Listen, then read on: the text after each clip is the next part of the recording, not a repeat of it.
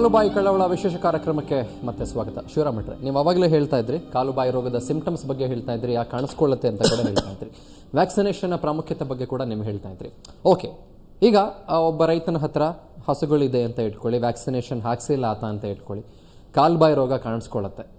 ಈಗ ಈ ಒಂದು ಸಂದರ್ಭದಲ್ಲಿ ಆ ಪ್ರಾಣಿಯನ್ನು ಉಳಿಸ್ಕೊಳ್ಳೋದಕ್ಕೆ ಏನಾದರೂ ಚಾನ್ಸಸ್ ಇದೆಯಾ, ಏನಾದರೂ ಮಾಡ್ಬೋದಾ? ಖಂಡಿತ ಇದೆ. ಕಾಲುಬಾಯಿ ಜ್ವರದಲ್ಲಿ ಅದೇ ಕಾಯಿಲೆಯಿಂದಾಗಿ ಸಾಮಾನ್ಯ ಜಾನುವಾರು ಸಾಯಲ್ಲ.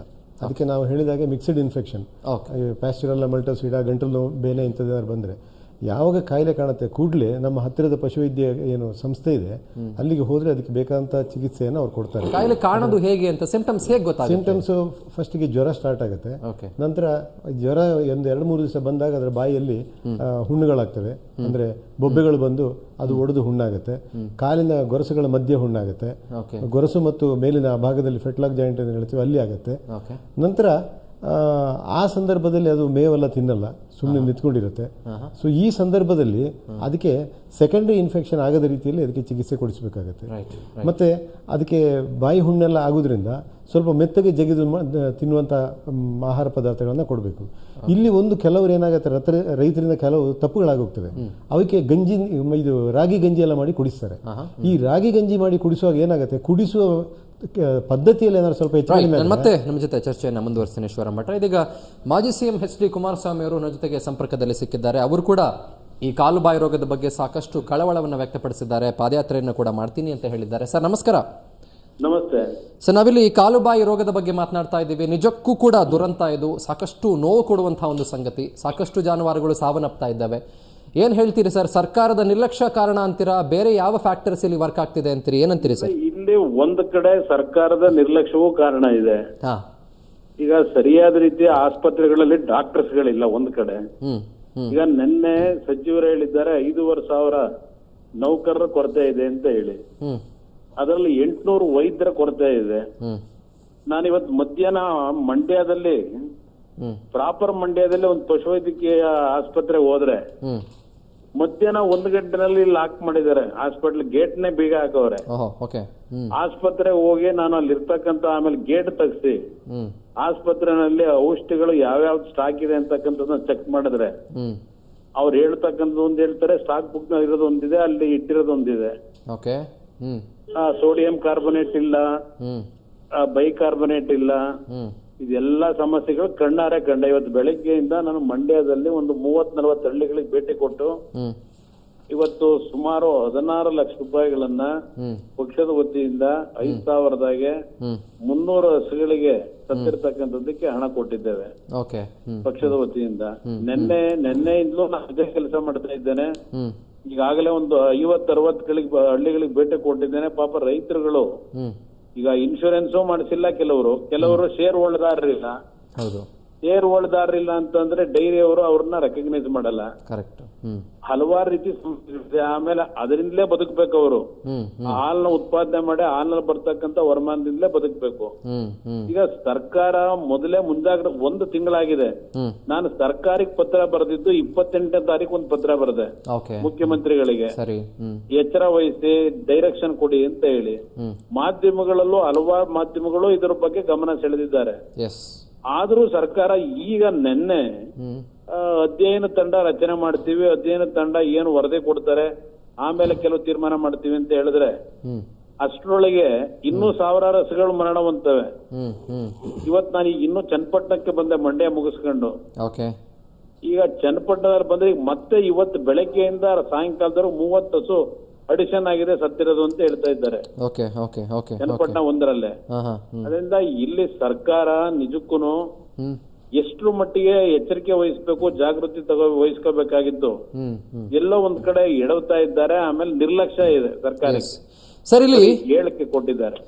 ಸರ್, ಇಲ್ಲಿ ನೀವು ಹೇಳ್ತಾ ಇದ್ರಿ ಇವತ್ತು 30 ಹಸುಗಳು ಸಾವನ್ನಪ್ಪಿರೋ ಬಗ್ಗೆ ವರದಿ ಆಗಿವೆ ಅಂತ. ಇದು ಇಷ್ಟೊಂದು ವ್ಯಾಪಕವಾಗಿ ಒಂದು ರೋಗ ಹಬ್ತಿದ್ರು ಕೂಡ ಒಂದು ವ್ಯಾಕ್ಸಿನೇಷನ್ ಪ್ರಾಜೆಕ್ಟ್ ಅಂತ ನಾವು ಮಾಡ್ಕೊಳ್ಳೋದಾಗ್ಲಿ ಅಥವಾ ಒಂದು ಅವೇರ್ನೆಸ್ ಡ್ರೈವ್, ಒಂದು ಸ್ಪೆಷಲ್ ಡ್ರೈವ್ ಅಂತ ಮಾಡ್ಕೊಳ್ಳೋಕೆ ಸರ್ಕಾರ ಮುಂದಾಗಬೇಕಾಗಿತ್ತಲ್ವಾ? ಅಟ್ಲೀಸ್ಟ್ ಈಗಲಾದ್ರೂ ಸರ್ಕಾರ ಮತ್ತು ಮಹಾಮಂಡಲ ಏನಿದೆ, ಹಾಲು ಉತ್ಪಾದಕರ ಮಹಾಮಂಡಲ, ಇವೆರಡೂ ಸರಿಯಾದ ರೀತಿ ಒಬ್ರಿಗೊಬ್ಬರಿಗೆ ಕೋಆರ್ಡಿನೇಟ್ ಮಾಡ್ಕೊಂಡು ಜನತೆಗೆ ಈ ಹಸುಗಳನ್ನು ಸಾಕ್ತಾ ಇರ್ತಕ್ಕಂಥವ್ರಿಗೆ ಜಾಗೃತಿ ಮೂಡಿಸೋದು ಒಂದು. ಅದ್ರ ಜೊತೆಗೆ ಹ್ಮ್ ಮೊದಲೇ ಪ್ರಿಕಾಷನರಿ ಮೆಜರ್ ತಗೋಬೇಕಾಗಿತ್ತು. ಯಾಕಂದ್ರೆ ವರ್ಷದಲ್ಲಿ ಹ್ಮ್ ಫೆಬ್ರವರಿ ಮತ್ತು ಮಾರ್ಚ್ ತಿಂಗಳು, ಆಗಸ್ಟ್ ಮತ್ತು ಸೆಪ್ಟೆಂಬರ್ ತಿಂಗಳು ನೆಕ್ಸ್ಟ್ 2 ಬಾರಿ ಈ ಲಸಿಕೆ ಕೊಡ್ತಾರೆ. ಇದ್ರ ಬಗ್ಗೆ ಗಮನನೇ ಹಲವಾರು ಕಡೆ ಕೊಟ್ಟಿಲ್ಲ. ಓಕೆ ಈ ಉದಾಹರಣೆಗೆ ನಿನ್ನೆ ರಾತ್ರಿ ನಾನು ದಶಾವರ ಅಂತಕ್ಕಂತ ಒಂದು ಗ್ರಾಮಕ್ಕೆ ಹೋದೆ. ರೈಟ್. ಅಲ್ಲಿ ಹೇಳ್ತಾರೆ 1.5 ತಿಂಗಳಿಂದ ನಾವು ಲಸಿಕೆ ಹಾಕ್ಸಿದೀವಿ ಸರ್, ಎಸ್ ನಾವು ಲಸಿಕೆ ಹಾಕ್ಸಿದ್ರು ನಮ್ಮ ಮಸು ಸತ್ತಿದೆ, ನಾವ್ ಏನ್ ಮಾಡ್ಬೇಕು? ಹೌದು, ಅದೇ ಮಾತನ್ನ ಅಶ್ವಥ್ ಹೇಳ್ತಿದ್ರು. ಹೌದು, ಆ ತರ ಅಲ್ಲಿ ಹೇಳ್ತಾರೆ ಒಂದು ಹಳ್ಳಿನಲ್ಲಿ. ಈ ಲಸಿಕೆಗಳಲ್ಲೂ ಅವರ ನಕಲಿನೋ ಅಸಲಿನೋ ಯಾವ ಕ್ವಾಲಿಟಿ ಇಟ್ಕೊಂಡಿದ್ದಾರೆ ಗೊತ್ತಿಲ್ಲ. ಸಬ್ ಸ್ಟ್ಯಾಂಡರ್ಡ್ ಆಗಿದೆ ಅಂತೀರಿ? 100% ರೈತ ಅದು ಹೇಳ್ಬೇಕಾದ್ರೆ ರೈಟ್ ರೈಟ್ ನಾನು ಲಸಿಕೆ ಹಾಕುನು ಅದು ಸಸು ಸತ್ತಿದೆ ಅಂತಾನೆ. ಇದು ಪರಿಸ್ಥಿತಿಗಳು. Right sir. ಈಗ ಬಿಜೆಪಿ ಮುಖಂಡರಾದಂತ ಅಶ್ವಥ್ ನಾರಾಯಣನ್ ಜೊತೆಗೆ ಇದ್ದಾರೆ ಚರ್ಚೆಯಲ್ಲಿ, ಅವರು ಕೂಡ ಭಾಗವಹಿಸಿದ್ದಾರೆ. ಅವ್ರು ನಿಮ್ ಜೊತೆಗೆ ಮಾತನಾಡ್ತಾರೆ. ಸರ್ ಮಾತಾಡಿ ಸರ್. ಸರ್ ನಮಸ್ತೆ, ಕುಮಾರಸ್ವಾಮಿ ಅಶ್ವಥ್ ನಾರಾಯಣ ಮಾತಾಡಿದೆ ಎಮ್ಎಲ್ಸಿ. ಹೇಳಿ ಬ್ರದರ್. ಸರ್ ಇಲ್ಲಿ ಏನಾಯ್ತು ಅಣ್ಣ, ನಾನು ಮೊನ್ನೆ ದೊಡ್ಡಬಳ್ಳಾಪುರ ಹೋಗಿದ್ದೆ, ರಾಮನಗರ, ಸುಗ್ನಹಳ್ಳಿ, ಚೆಕ್ಕೆರೆ, ಕುದ್ರುಗುಂಡಿ, ಮದ್ದೂರಿನೆಲ್ಲ ಹೋಗಿದ್ದೆ. ಅಲ್ಲಿ ನನಗೆ ಕಂಡು ಬಂದಿದ್ದು ಒಂದೇಳೆ ಇಲಾಖೆ ಅಧಿಕಾರಿಗಳು ಹೇಳ್ತಾರೆ, ಸರ್ ನಾವು 250 ಹಳ್ಳಿಗೆ ತಿರುಗಬೇಕು, ನಮ್ಗೊಂದು ವೆಹಿಕಲ್ ಇಲ್ಲ ಅಂತ ಹೇಳ್ತಾರೆ.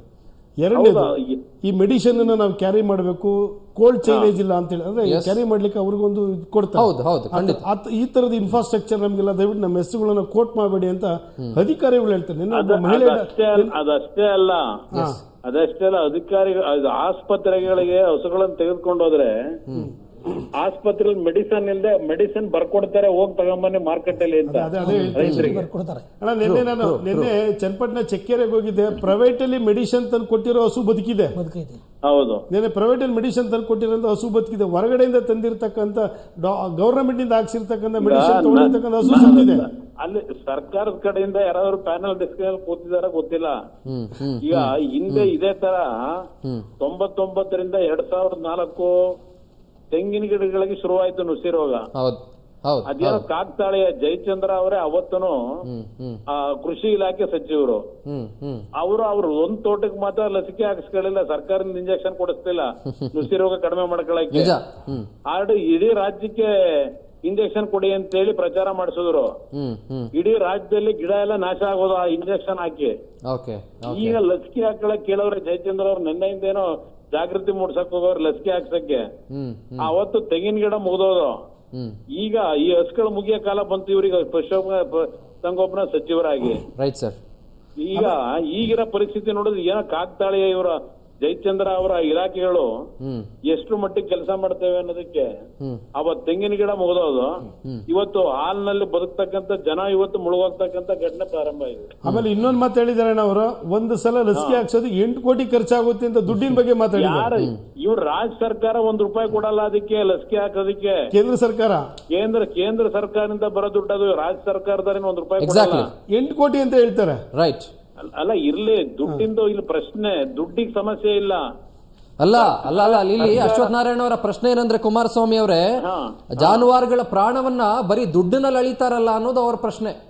100% ಈ ಸರ್ಕಾರಕ್ಕೆ ಒಂದು ಚೂರು ಕನಿಕರ ಇಲ್ಲ.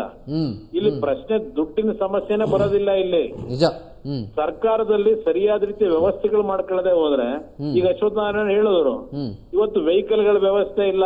ಡಾಕ್ಟರ್ಗಳಿಗೆ ಏನಾಗಿದೆ, ಬೇರೆ ಕೆಲಸ ಮಾಡೋದು ಬಿಟ್ಟು ದಿನ ಸಾಯ್ತಾ ಇದೆಯಲ್ಲ ಹಸುಗಳು, ಅದನ್ನ ಈಗ ಪೋಸ್ಟ್ ಮಾರ್ಟಮ್ ಮಾಡಕ್ ಹೋಗದೆ ಆಗೋಗಿದೆ ಆ ಡಾಕ್ಟರ್ಗಳಿಗೆ, ಏರರಿಗೆ. ನಿನ್ನೆ ಅಣ್ಣ ಇನ್ನೊಂದು ಮಾತು ಹೇಳ್ತೀನಿ, ಗೆಜ್ಜಿಲಗೆರೆ ಕುದ್ರುಗುಂಡಿಗೆ ಹೋಗಿದೆ, ಮದ್ದೂರ್ ಹತ್ರ. ಸತ್ತಿರೋ ಹಸುಗಳನ್ನ ಮಣ್ಣು ಮಾಡೋದಕ್ಕೆ ಇವ್ರ ಹತ್ರ ದುಡ್ಡಿಲ್ಲ. ಜೆಸಿಬಿ ಬರ್ಬೇಕು, ಜೆಸಿಬಿ ಮಣ್ಣು ಮಾಡ್ಬೇಕು ಅದನ್ನ. ಈಗ ತಗೊಂಡೋಗಿ ಇಗ್ಲೂರು ಜಲಾಶಯಕ್ಕೆಲ್ಲ ತಳ್ಳವ್ರೆ.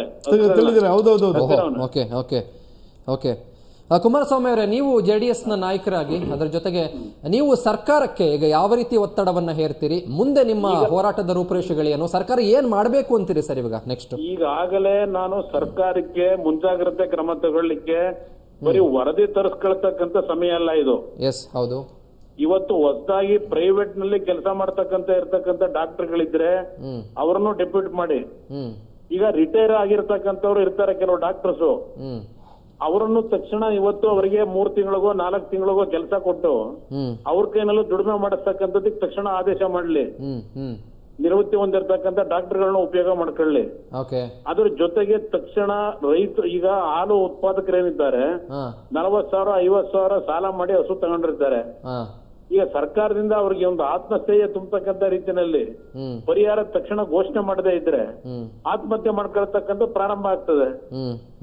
ಅದರಿಂದ ಇಲ್ಲಿ ಪ್ರಶ್ನೆ ಸರ್ಕಾರ ವರದಿ ತರಿಸ್ಕೊಳ್ಳೋದಕ್ಕೆ ಯಾವ್ದೋ ಹೈಪವರ್ ಕಮಿಟಿ ಮಾಡ್ಕೊಂಡು ಕೂತ್ಕೊಂಡ್ರೆ ಇನ್ನೂ ದೊಡ್ಡ ಮಟ್ಟದ ಅನಾಹುತ ಆಗ್ತದೆ. ಅದರಿಂದ ಮೊದಲು ಮುಂಜಾಗ್ರತೆ ಕ್ರಮ ತೆಗೆದುಕೊಳ್ಳಿಕ್ಕೆ ಮೆನ್ ಅಂಡ್ ಮೆಟೀರಿಯಲ್ ಏನ್ ಬೇಕು ಅದಕ್ಕೆ ತಕ್ಷಣ ಕ್ರಮ ತಗೊಳ್ಳೋದು, ಆದೇಶ ಮಾಡೋದು, ಅದ್ರ ಜೊತೆಗೆ ಪರಿಹಾರವನ್ನ ತಕ್ಷಣ ಘೋಷಣೆ ಮಾಡಬೇಕು.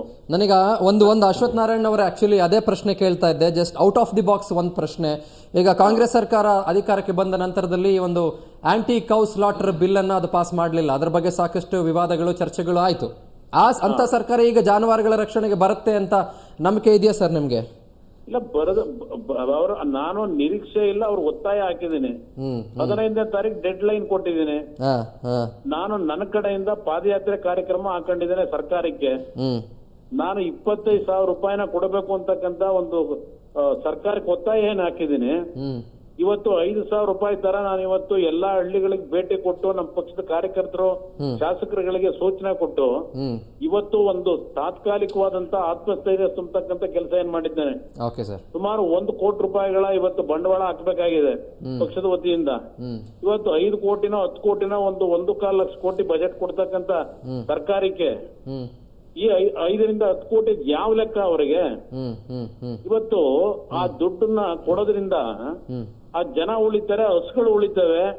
ಇವತ್ತು ಹಾಲು ಉತ್ಪಾದನೆ ಹೆಚ್ಚಾಗ್ತದೆ. ಇವತ್ತೇನ್ ಕ್ಷೀರ ಭಾಗ್ಯ ಅಂತ ಹೇಳಿ ಇವತ್ತು ಸರ್ಕಾರ ಏನೋ ದೊಡ್ಡ ಸಾಧನೆ ಮಾಡಿದೀವಿ ಅಂತ ಹೇಳ್ತಾರಲ್ಲ, ಆ ಕ್ಷೀರ ಭಾಗ್ಯ ಯೋಜನೆ ಇವತ್ತು ಅನುಷ್ಠಾನಕ್ಕೆ ತರ್ತಕ್ಕಂತ ಒಂದು ದುಡಿಮೆ ಮಾಡಿರಂತಕ್ಕಂತ ರೈತರೇನಿದ್ದಾರೆ ಅವ್ರ ಋಣ ತೀರಿಸ್ತಕ್ಕಂತ ಕೆಲಸ ಮಾಡ್ಲಿ ಸರ್ಕಾರ.